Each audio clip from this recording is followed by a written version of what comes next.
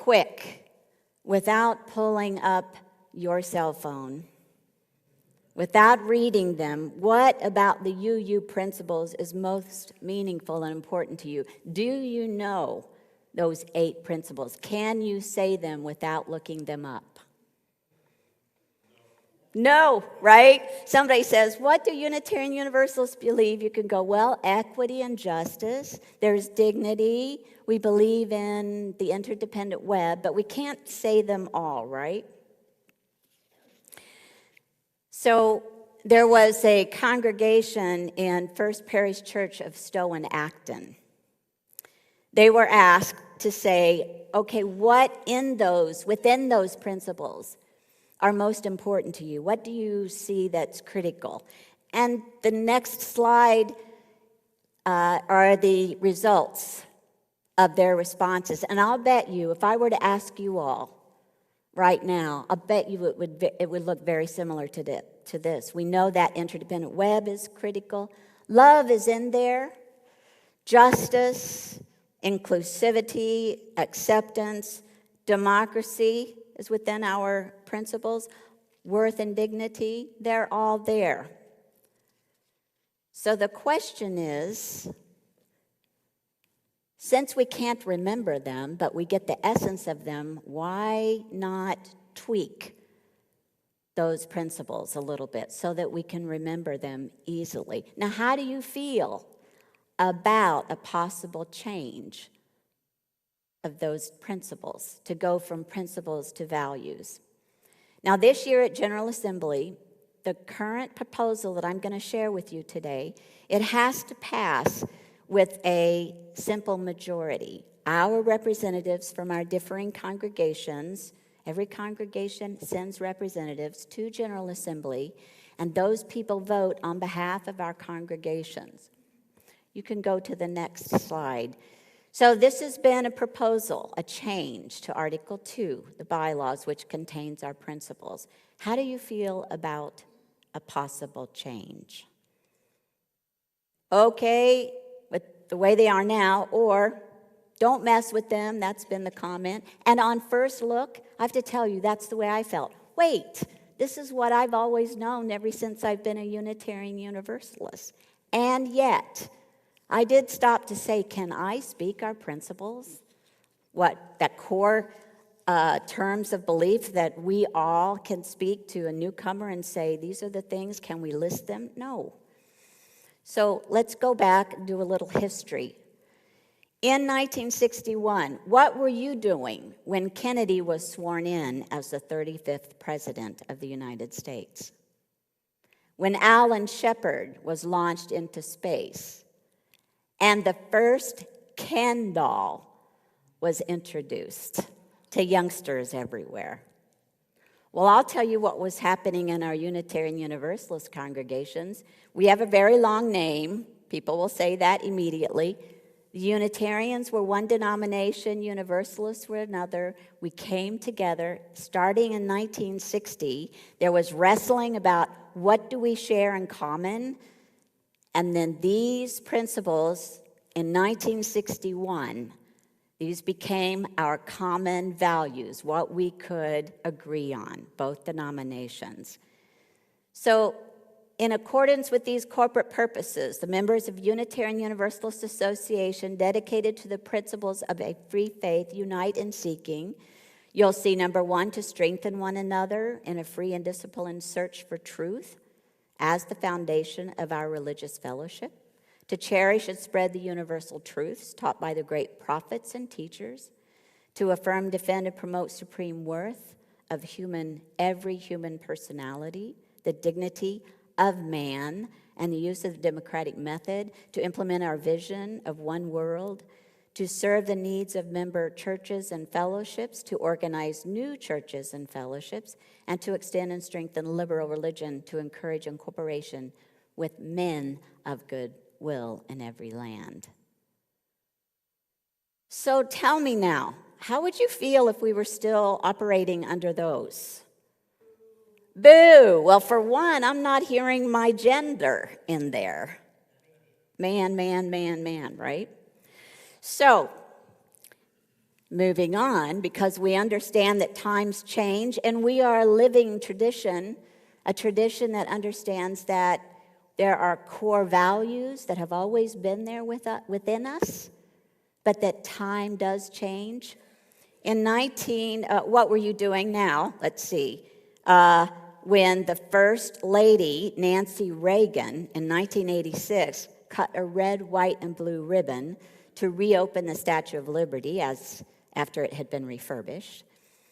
When Oprah Winfrey aired her first show, and on the airwaves, on the radio, we were hearing Whitney Houston's How Will I Know? That was on the radio. And I just heard three women, the names of three women that were prominent. You didn't see that in the 1960 or 61 listing of events. So, 1985 and 86, the congregation, now Unitarian Universalists, came together and came up with our current principles as we all know them. You know, as I'm speaking, if it's helpful, if you want, you can grab a gray hymnal book, and in the first 3 or 4 pages, you're going to see a list of our current principles. So if that helps you to follow with me. When we see these, we go, oh, yes, those are the ones. I remember those are the ones I recall. And of course, this congregation adopted an 8th principle. Was it last year, Margie? Yes. And there were many congregations that adopted an 8th principle, which speaks to constantly fighting against oppression of communities, of color especially. So, there are sources under the principles. So look at the principles. Did you find them in the gray book? 3 pages in, I think, the first 3 pages. You'll see principles, and under that there are sources. Portions of the previous 1961 principles are moved to sections that are created on freedom of belief, non-discrimination, and on the purposes. So now you'll see the sources under the principles in our hymnal. So let's take the next slide and look at a comparison of the 2 sets of principles, 1961, 1985, 86. That number 1 let's look at 2 especially. Number 2, to cherish and spread the universal truths taught by the great prophets, teachers of humanity in every age and tradition, immemorially summarized in the Judeo-Christian heritage as love to God and love to man, number 2. So that moved. You'll see under our sources, Judeo-Christian tradition, under our sources now. Number 5, in 1961, to serve the needs of member churches and fellowships, to organize new churches and fellowships, and to extend and strengthen liberal religion. So, the current one, 1985 and 1986, you'll see the 7 there. The ideas in the 2nd and 5th principles from 1961 moved to other parts of Article 2. Next slide.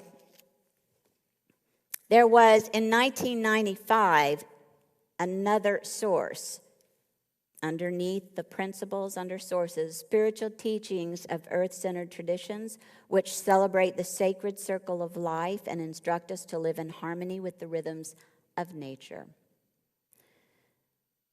Religious naturalism is more and more bubbling up in our members, what they love, the faith, the traditions that they cherish, sacred spiritual communities, Native Americans, of course.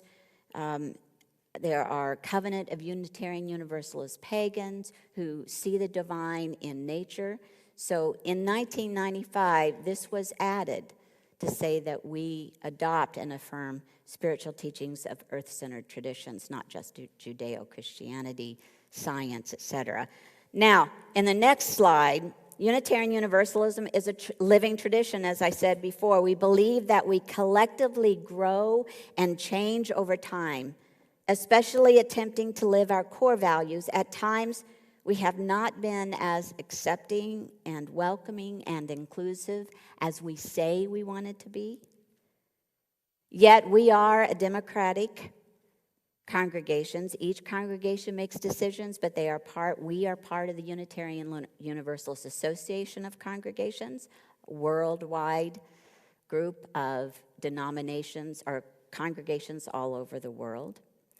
And each congregation sends a representative to General Assembly, our annual gatherings, to vote on various issues. In 2009, I have to tell you that these were changes that were rejected. We often hear about what was approved, but we don't hear about what was rejected. Change Unitarian Universal Association to Association of Free Yet Interdependent Congregations, to serve needs of its member congregations, to support creation, vitality, and growth of those congregations. Replace the bulleted list of sources with paragraphs explaining our two religious heritage of Unitarians and Universalism. As an evolving religion, Unitarian Universalism draws from the world religions and names humanism, earth-centered spiritual traditions, Eastern religions, but leave out the verbiage describing their contributions. There was a principle in the fifth principle to drop everything after democratic process. In the seventh principle, to change respect for the interdependent web to reverence for the interdependent web. In inclusion, non-discrimination changed to inclusion. Now, that one was added in 2013, and of course, change individual freedom of belief to congregational freedom. So as I said, those were ones that didn't pass. Bear with me for a little bit of a walk through history because I'm trying to help you understand that this isn't the first time there has been a change proposed, and to give you some understanding of how things happened. In the 1970s, it was a women's group within the UUA that said, we no longer want to speak of God as a father or a man, that maybe God is bigger than that. And then you also begin to watch our hymns change.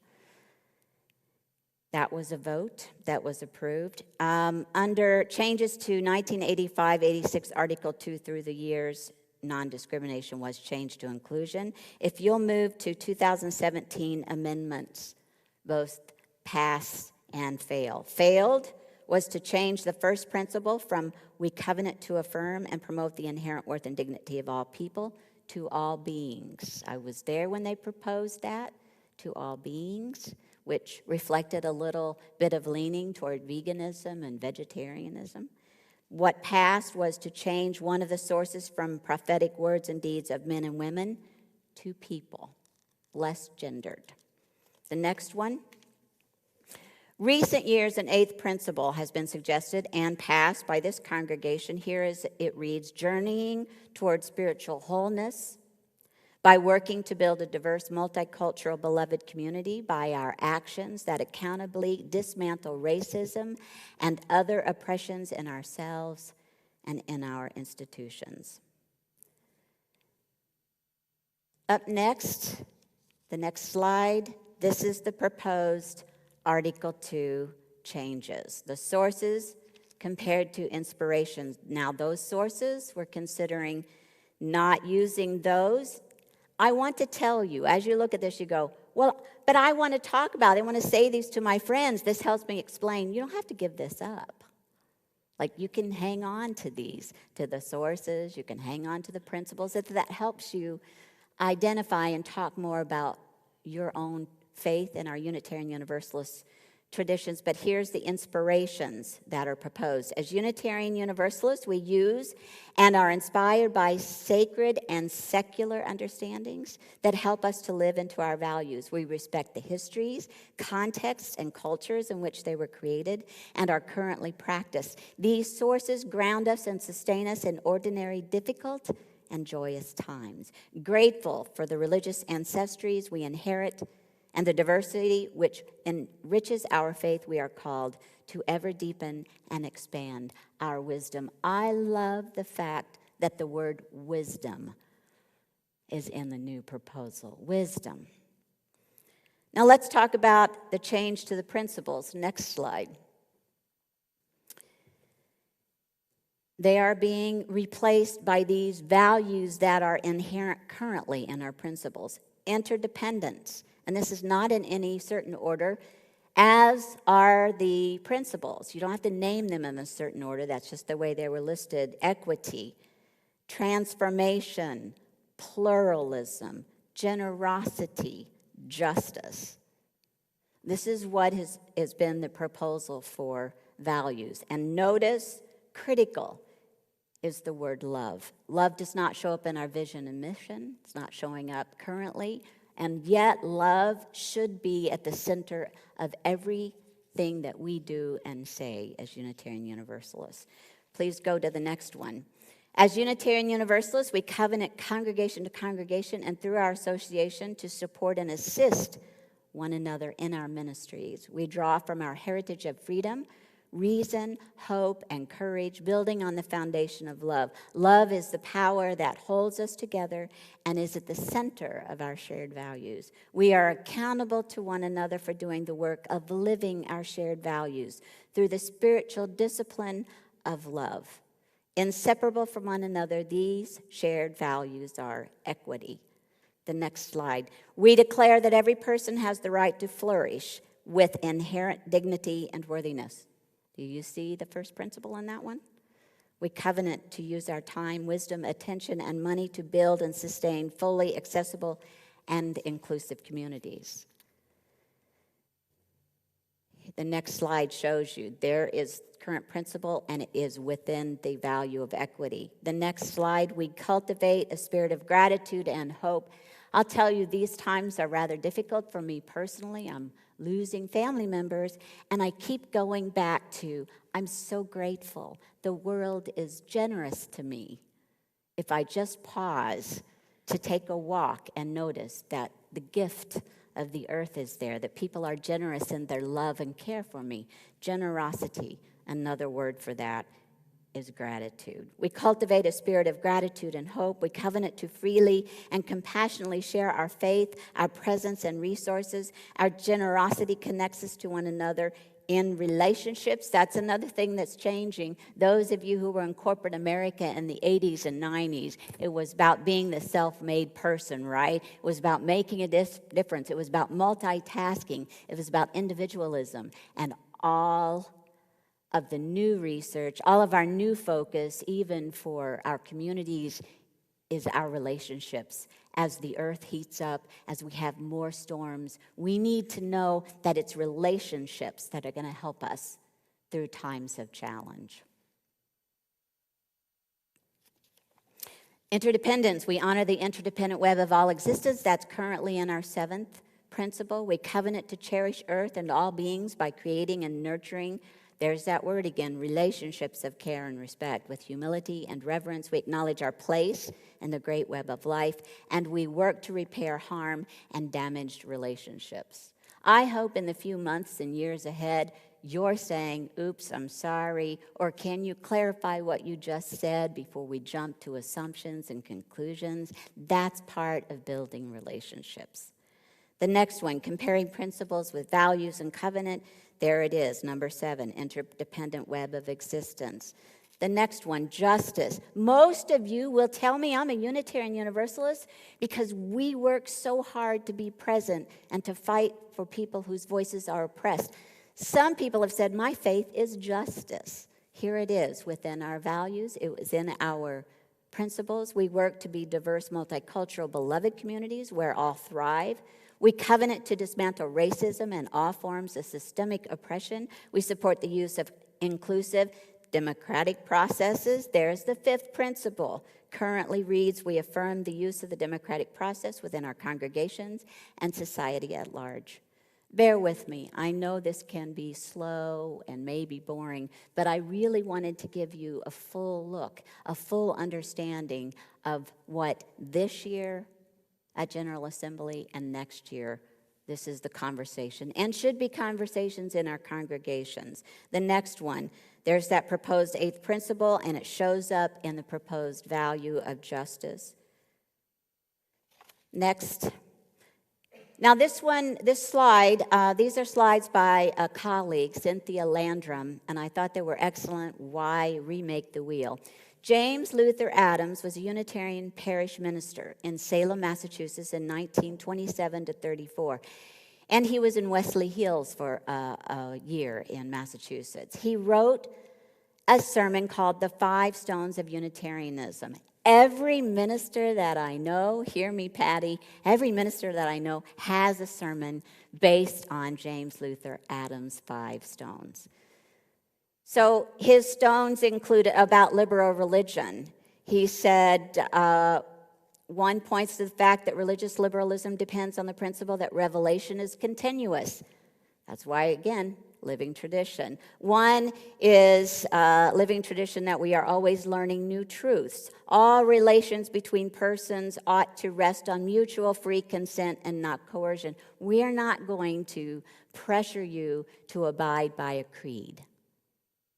We support each other in a journey that's spiritual. Now, do you hear the early whisper of the third principle in James Luther Adams' point about we encourage one another in a journey that's spiritual, but we are not going to coerce you to believe the way I believe or others believe? The fourth one, I'm going to skip one of them. The fourth one leans in the direction of human agency, meaning good things don't just happen. People make them happen. We can pray, we can have that divine source that we ask for a little help. But ultimately, we believe that good does not happen without human agency. Then there's the other one, the fifth one, that holds, liberalism holds that the resources, divine and human, that are available for the achievement of meaningful change justify an attitude of ultimate optimism. People have told me, Reverend Amy, are you wearing those rose-colored glasses all the time? And what I keep telling people is optimism is resistance.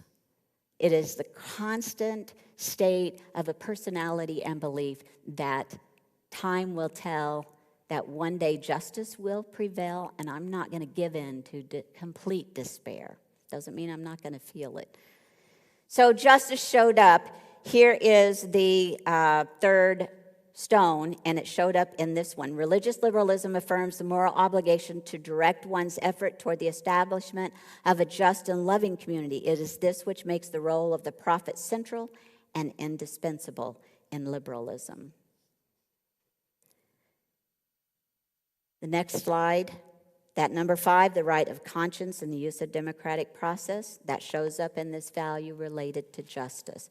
Finally, the transformation. We adapt to the changing world. We covenant to collectively transform and grow spiritually and ethically. Openness to change is fundamental to our Unitarian Universalist heritages, never complete and never perfect.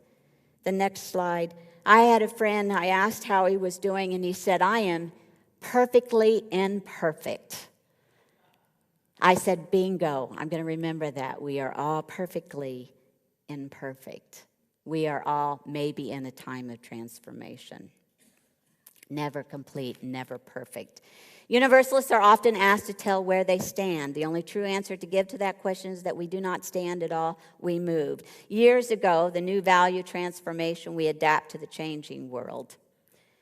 Years ago, Unitarian Universalists argued, we're a denomination. Somebody else said, no, we're not. Somebody said, no, we're not a denomination, we're a movement. And there was this bickering. Both are true. We're a denomination and a movement. Next slide, we accept one another and encouragement to spiritual growth under the value. That's where pluralism comes in. Pluralism means we can hold our personal beliefs and still be in a community and still be part of a congregation. The next slide, a free and responsible search for truth and meaning. That shows up in principles. It shows up under pluralism. You can go to the next slide.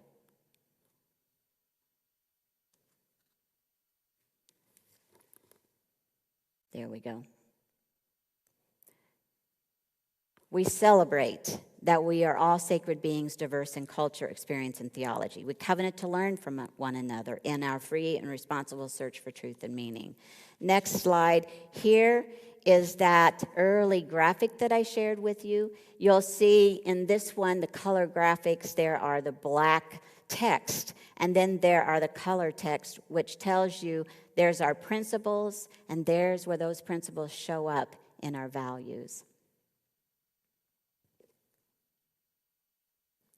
Finally, there is one on inclusion. There is currently in the Article 2, systems of power, privilege, and oppression have traditionally created, next slide, thank you, have created barriers for persons and groups with particular identities, ages, abilities, and history. We pledge to replace such barriers. That was current. Our proposed says, systems of power, privilege, and oppression have traditionally created barriers. We pledge to replace such barriers with ever-widening circles of solidarity and mutual respect. We strive to be an association of congregations that truly welcome all persons who share our values. We commit to being an association of congregation that empowers and enhances everyone's participation, especially those with historically marginalized identity, which speaks to why we're inclusive and loving to our LGBTQ plus community. We know their voices have been subdued, and dignity and worth needs to be expressed now more than ever. Let's go back to that original slide. Here's a final look at the original slide from First Parish Church of Stowe and Acton in Massachusetts. Do you think our diagram would be similar? After all that I've said, do you see how our principles, our values show up in what we believe in those principles? And then the final slide, I love this one. These slides, as I said, were created by my colleague, and she did this graphic. I do have copies of that graphic out on the table. What I love about this is that this also is prime for an acronym. Have you heard that person is lit? Yeah, some people think, that kind of lit. And yet, there's a bicycle place Julie has in Dunedin, and she says, let's ride lit. And she means bright colors, lights on the bicycles to ride at night. So I love this acronym. This is Lit JPEG. Go back to that slide, would you, Jeremy? That is a lit JPEG.